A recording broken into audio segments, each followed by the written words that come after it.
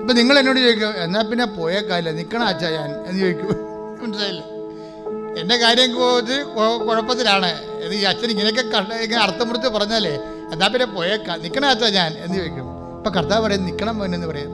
കാര്യം എന്താണ്? എൻ്റെ മകളെ ഞാനല്ലേ ഇവിടെ കൊണ്ടുവന്നത്? അല്ല ജോസഫ്, ഞാനല്ല നിന്നെ കൊണ്ടുവന്നത്, ഞാനല്ലേ നിന്നെ കൊണ്ടുവന്നത്. ഇപ്പം നിന്നെക്കുറിച്ച് നിന്നെ രക്ഷപ്പെടുത്താനുള്ള മാർഗ്ഗം ഇതിലുണ്ട്. ഞാൻ പറയണത് നിനക്ക് അനുതാപം ഉണ്ടാകണമെന്നാണ്. ചെയ്തു പോയ പാപങ്ങളെക്കുറിച്ച് അനുതാപം ഉണ്ടാകണം. പ്രാർത്ഥിക്കുക, കർത്താവേ എന്റെ ജീവിതത്തില് വന്നു വിട്ടുപോയ എല്ലാ തിന്മകളെ പ്രതി എനിക്ക് അനുതാപം നൽകണമേ. എന്റെ ഹൃദയത്തെ പശ്ചാത്താപത്തിന്റെ കണ്ണീരിൽ കഴുകാൻ കണ്ണുനീര് തരണമേ. ഇപ്പൊ നിങ്ങൾ എന്നോട് ചോദിക്കും, എന്നാ പിന്നെ പോയേക്കാല്ല, നിൽക്കണ അച്ഛാ